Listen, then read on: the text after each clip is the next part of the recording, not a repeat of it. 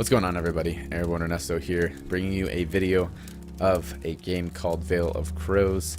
It is still pretty new. It's just something I kind of wanted to put out there in case you are like me and have been waiting for Mount & Blade Bannerlord for years now. I've been playing a little bit of Viking Conquest to help me get by. However, I want you guys to check this out. It's still not fully released. However, I think it's a great kind of time filler if you like games like Mount & Blade, or as everyone else is saying, a mix of that with Total War series. So, and I can see why people are putting those together. Hopefully you will too by the end of this video. This is not going to be a gameplay video, so if you're thinking to see something like that, I might do a gameplay one. Let me know in the comments. However, there are tons of other content creators out there that have made gameplay videos of this. I am just showing you this one so that you guys get my idea and my perspective on what I think about the game. So we're going to do it a little backwards. I'm first going to start off with kind of a middle to late game at this stage in the game, and then we're going to go into character creation, etc. So I'm going to go ahead and continue my sandbox game here. Alright guys, so once we got loaded in here, you'll see that the map is pretty large. There's not really a map screen unless you click up here. Oh, that's menu.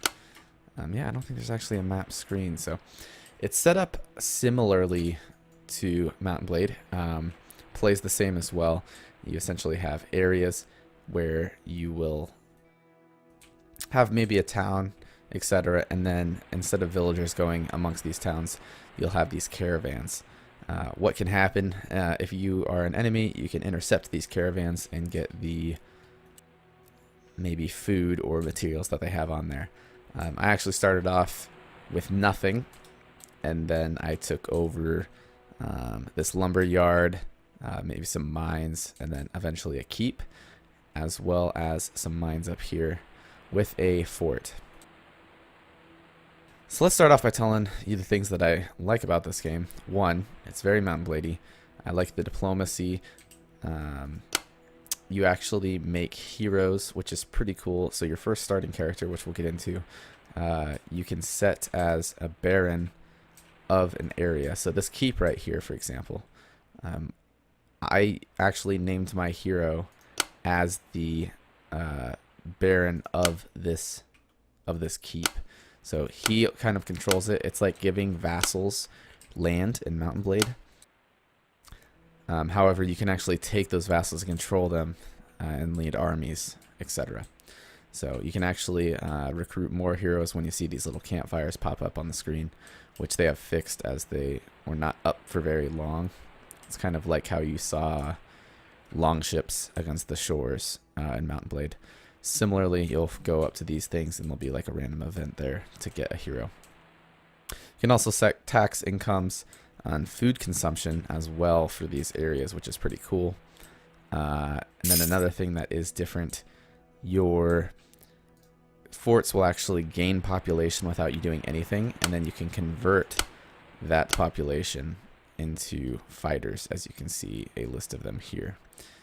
And it looks like they have added some since I've played last.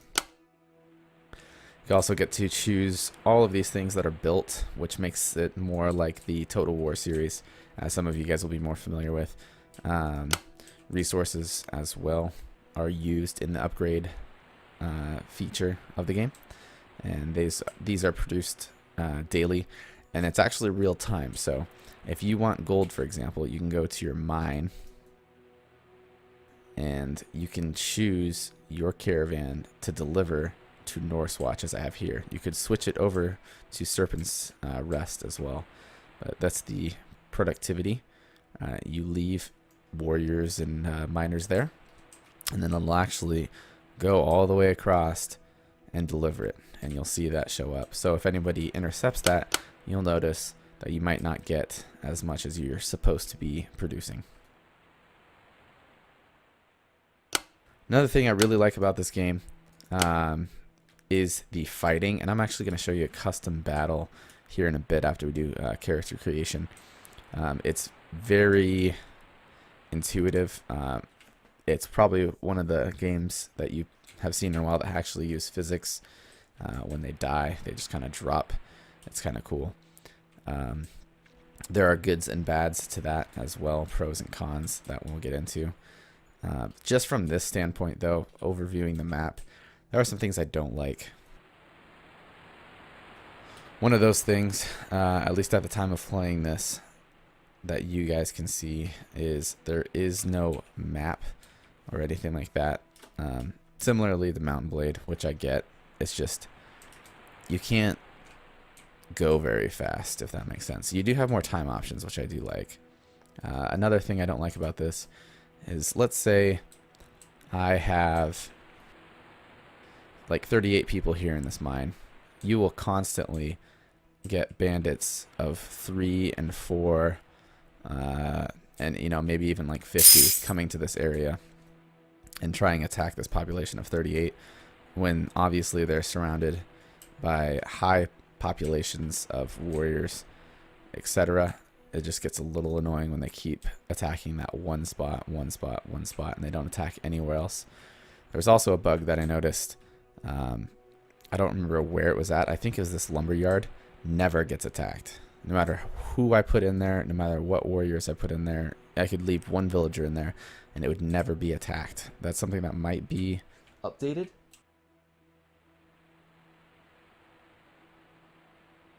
Here's that campfire I was talking about where you can recruit.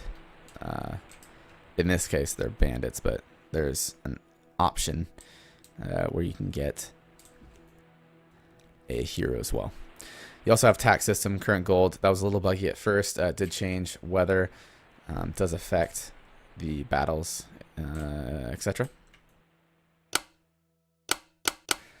Another huge no-go at this point for the game, and this is what kind of kills the game. When you start off with nothing, you can actually just decide to attack one faction, which I did. I don't remember what the name of it was. They're no longer a faction on here because I got rid of them. Oh, it might be actually be the Khand. That must be it. So what I did was I just focused on the Khand. I took over all of their areas, and literally no one else cared. So it made it super simple. No one else cares about me. No one else wants to hurt me or anything. They actually have positive relations with all of them. But no one cared that I went to war and had no right to rule, no noble blood or anything like that. I just went in, ransacked this whole area bit by bit, and there was no retaliation from the rest of the world.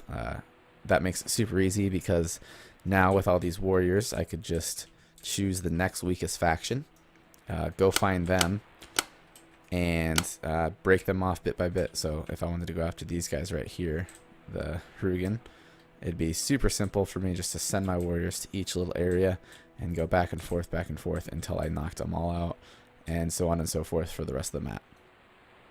Obviously this is alpha. I'm sure, very sure, that they did not intend for this type of gameplay, and obviously they'll probably fix that to have some type of diplomacy like Mountain Blade, where some form of right to rule or some other currency is used.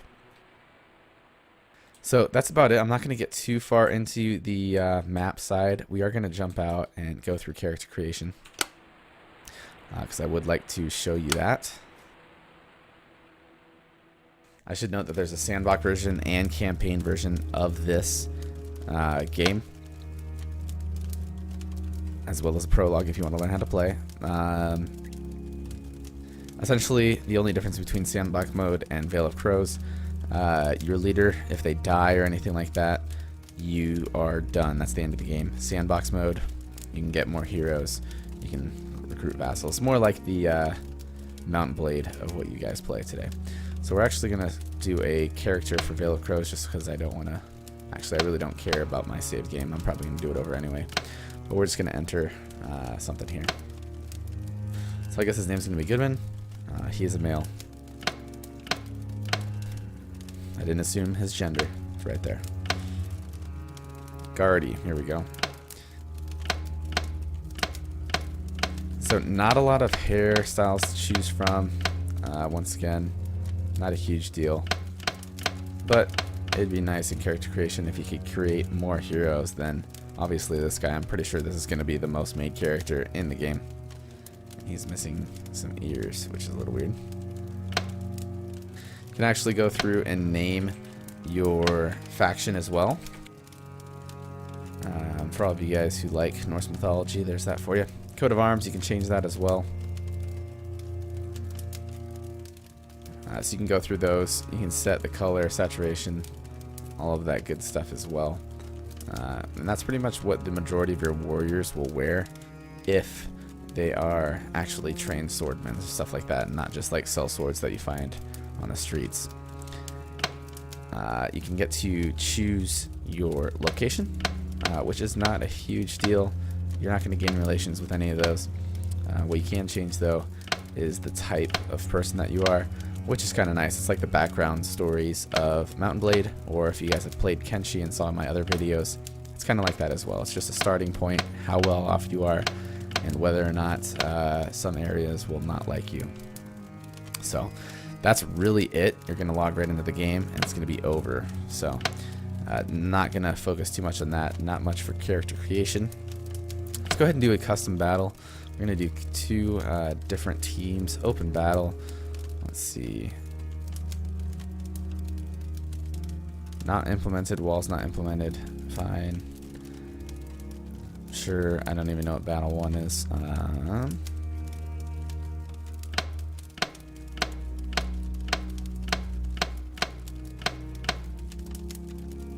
Sure. And we'll just do bandits on the other team too. Defense, attack.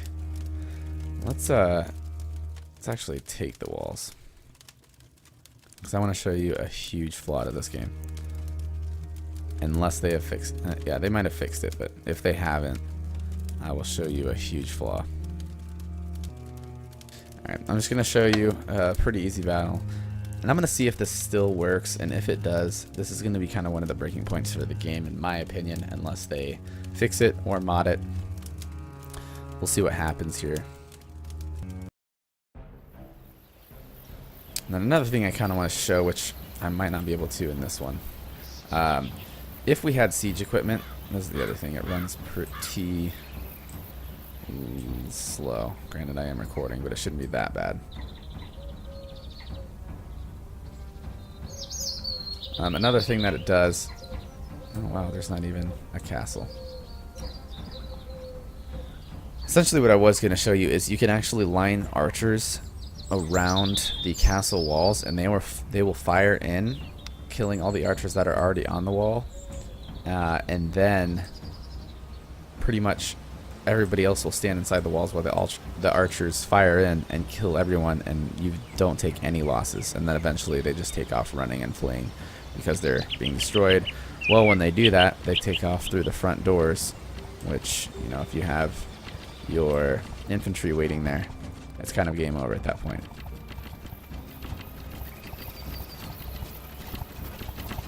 I am sorry for how laggy this is, but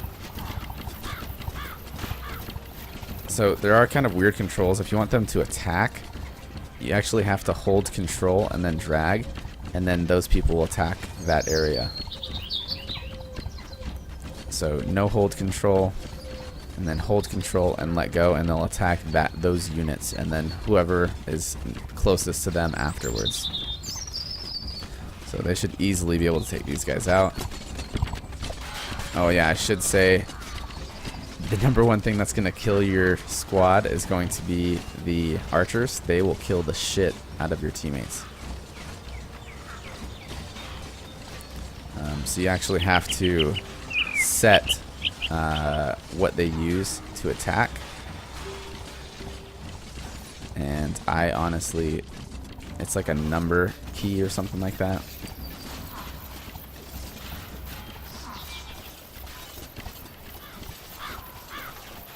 But that can get annoying as well, as they'll just start firing into your area. So pretty much every time you have archers, you're going to have to change how they fire. So that can get annoying. It's just another step that you have to do. I wish I could show you a little bit better gameplay than this, but I will say there's not very good mapping on how they attack or who they attack. It would be nice if that was kind of fixed up a little bit. They just kind of stand next to the enemy and then eventually swing, but there's not like timed attacks or anything like that. If you've seen Kenshi's gameplay, it's very similar to that. They just kind of huddle around the enemy until one of them strikes. And I am not going to waste your time with this crappy footage. Obviously we're going to win. This is your area up here, and then you can choose what's going on like this. You can find your hero and just control him. However, remember, in the campaign, if he dies, game over. So you want to keep him alive and not send him into any battles where he would not survive. So that's a good thing to keep in mind. We're gonna hop out of this. So that's really all I have to go over in the current state. And this is for it being $14.99 on Steam right now. Probably a little pricey for the area that it's in, but if you're paying for it, you're paying to support it. And ideally, I love to support this. Obviously, I did not receive this game for free at all. I paid for it, and I don't feel bad that I paid for it, that I'm supporting at least this theory. Still a little early. I think they probably need to get to work a little faster on updates. But overall, I think it's a great game. But I'm going to have to rate it probably like a 6 or 7 out of 10 on whether or not you should buy this. And that's mostly a higher number because I want to support these guys. So if you guys have played it, tell me what you think. I've put in probably maybe 20 hours or so on the game, and I really like it, but once you find out the advantages and how you can take advantage of the game, it just kind of kills it for you. So until they implement some new things to change that, I might hang tight a little bit, unless of course you want to support them. By all means do so. Let me know what you guys think. Comment below what you want to see. Definitely have some time on my hands to make some videos. If you guys have something you want to watch, please comment below. Like if you liked it. Definitely dislike if you didn't like it. Obviously the footage was not what I expected, and I understand that if that frustrates you. Be sure to check me out on our gaming group webpage, which is airbornegaminggroup.com. You'll see this down in the corner here, and you can also join our open Steam community, Airborne Gaming Group, as well as check me out on Twitch, AirborneErnesto. I stream probably 3 or 4 times a week. Until next time, guys, I will see you.